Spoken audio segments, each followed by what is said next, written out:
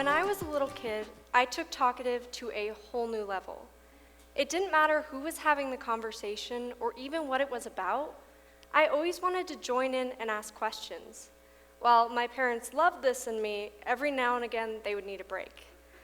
And that's when my mom would pick me up and park me right next to my grandma. And there I would sit all day talking to her.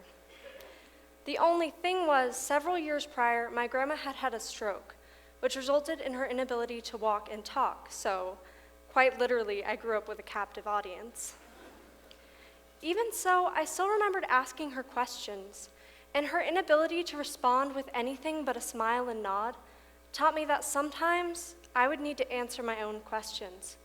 I would need to find my own solutions. Unfortunately, what was loved by my parents and many of the adults in my life was not very much appreciated by my peers. And growing up, I was constantly bullied. It got so bad that by 5th grade, all I wanted for my birthday and Christmas present was to transfer schools. And when that didn't work out, I decided to change myself. I figured that if I sat in the back of the class and stopped asking questions, if I played dumb and even purposely dropped some of my grades, then, if I was still bullied, it would be for the facade I was putting up and not for who I really was. But what followed after this were some of the hardest years of my life, and they continued well into high school. And amid all of the pain and awfulness that those years brought me, the thing that I regret the most was somewhere along the way, I had lost my courage to ask questions. At some point, I had become too concerned with how I was perceived or what I was saying, I just decided not to speak up at all.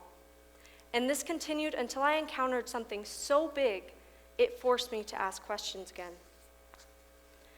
While I was in high school, I went on a field trip to San Francisco. And while we were there, we spent the day working in a homeless shelter in one of the most impoverished regions of the city. It was there that I met a man named Louis. Louis was about 23 years old, and he was homeless. We sat together during lunch and quickly realized that we actually had quite a few things in common. For instance, during his time in high school, Louis had been an outstanding 800-meter runner. And while I was nowhere near as fast, I was gearing up for a season full of that same 2-lap sprint. Years later, I still remember that conversation and the commonalities that we shared. But more than anything, I will always remember when Louis told me that many of the people I was meeting with that day, himself included, had gone days, weeks, and months without hearing their own name. I thought back to the times I was being bullied and how awful and dehumanized I had felt when people called me by things other than my name. But I could always go home. I always had a place where people would love me, care for me, and call me by name. Louis didn't have that. This encounter forced me to reawaken my curiosity because I realized that this issue was bigger than me, and that it is my duty as a person to ask questions and to contribute to the conversation, because by doing so, we can get that much closer to the solution. And furthermore, I put aside my fear of being wrong, because I realized that even if I'm wrong, my incorrect solution or hypothesis would be the foundation someone else would build upon. So I started asking questions to anyone who would listen. Questions like, why in one of the most developed nations in the world are there people experiencing homelessness? I remember the way that Louis and so many others had lit up when someone finally spoke to them, listened to them, and called them by name. So why do we only address housing when dealing with the issue of homelessness? How could we as a society ignore the plight of children, veterans, and people with mental health problems who are experiencing homelessness? How could we just accept this as our norm? And why aren't we motivated to fix it? While I was trying to find an answer for these solutions, I started to look into answers that already existed. And I quickly realized that we see potential solutions to the problem of homelessness as either expensive or impossible. We either advocate expensive change or say change is simply not worth the cost. I realized that no solution had yet solved this problem because none had yet met the equilibrium of affordability and effectiveness. So, just like my grandma had taught me, when no one can answer your questions, it's time to figure them out for yourself.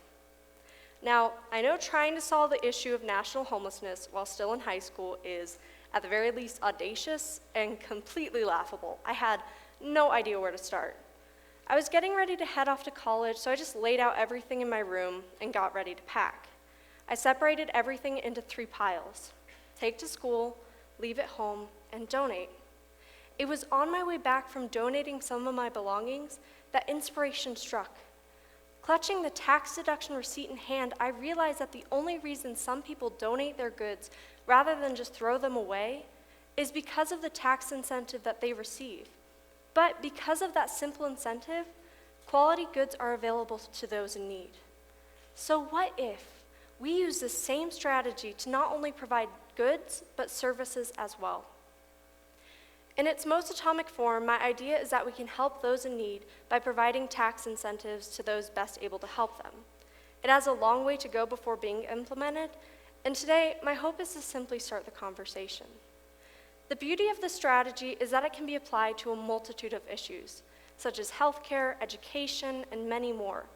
But to provide clarity, today we're just going to focus on one issue it can address and one profession that can address it. Throughout this year, 2 to 3 million Americans will experience homelessness. This demographic encompasses all age ranges, backgrounds, and ethnicities. To provide clarity on who exactly this population is, I've included the following statistics. But please note that these statistics do not add up to 100%, as an individual may be experiencing multiple conditions, meaning they're counted under multiple percentages. We have to remember that just like you and I, there's many facets that make up a homeless individual. They are not just their homelessness, nor reason for being so. Nonetheless, the following statistics give us insight into how we can help this population.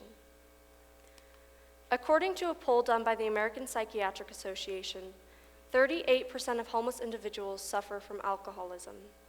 26% reported some form of drug addiction, and 39% either reported or exhibited signs of mental health problems. Furthermore, 13% of the homeless population are veterans. 22% of foster children will experience homelessness, and 39% of homeless women will develop post-traumatic stress disorder due to victimization while homeless. And lastly, 40% of America's most forgotten homeless population, homeless youth, will or have attempted to commit suicide. Heartbreaking does not begin to describe these statistics, but pity is not needed. Too often we use pity as an excuse for non-action. Action is needed. Change is needed. The fact that this issue exists and that we can do something to help alleviate it demands our attention. No longer can we accept tossing a few dollars in a hat as penance for not doing more. So what exactly is this needed action? It's the idea that we can give a therapist a personal incentive to do what was previously volunteer work. This incentive would be a tax deduction for every therapy session performed. Therapists can provide one-on-one and group therapy.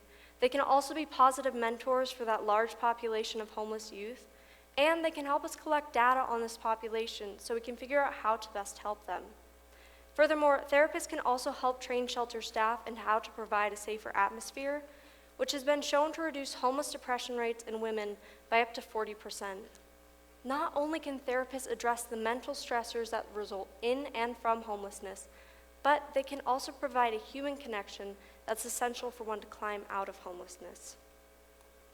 When introducing this idea, I'm often met with the concern that it's great in theory, but just overly expensive in practice. This is simply untrue. In order to prove this, I'd like you to consider a hypothetical. Imagine we gave every single homeless American in the United States one therapy session. That's about 3 million therapy sessions.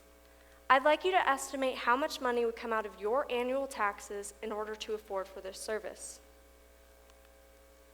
The top row in green indicates all of the tax brackets in the United States. If you locate yours, the number directly underneath is about how much this plan will cost you. In comparison, the second number underneath is about how much you're already paying for chronic homelessness. Chronic homelessness only accounts for 10% of the homeless population, but due to their extensive use of resources, each chronically homeless individual is estimated to cost the United States about $40,000 a year, according to the U.S. Department of Housing and Urban Development. Now again, the first number underneath your tax bracket is about how much would be needed for my plan, and the second number underneath is about how much you're already paying. Now, I know that one therapy session isn't going to make a lot of a difference, but because many homeless individuals don't utilize shelters or would opt out of this service, and those who do would use it multiple times, we can estimate that this number would not fluctuate substantially. Furthermore, because therapy can address many of the things that inhibit someone from climbing out of homelessness, the more people we help, the more money we save, and the more services we can provide. In other words, if this plan becomes a reality, we can effectively meet the equilibrium of affordability and effectiveness. A second concern I'm often met with when introducing this idea is the fact that the IRS has deemed volunteer hours in the past as non-tax deductible. This is because they differ in value and they're difficult to document.